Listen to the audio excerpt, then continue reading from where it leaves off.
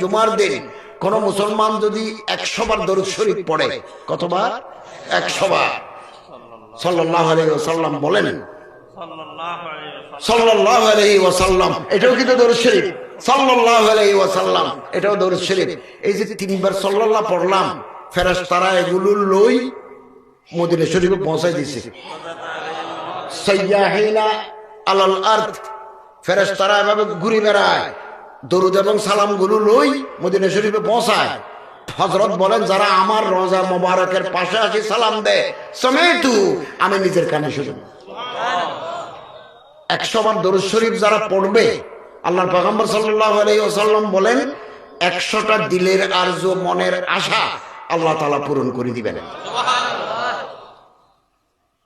30টা দুনিয়াতে দিবেন, 70টা আখিরাতে দিবেন। হাদিস হযরত আলী রাদিয়াল্লাহু তাআলা আনহু বলেন, জুমার দিন যারা দরুদ শরীফ পড়ে 100 বার, কিয়ামতের দিন হাশরের মাঠে আপনার আমার চেহারা দিয়ে নূর বের হবে। অন্যান্য মানুষরা জিজ্ঞাসা করবে, কি ব্যাপার, ওনাদের চেহারা দিয়ে নূর বের হয় কেন?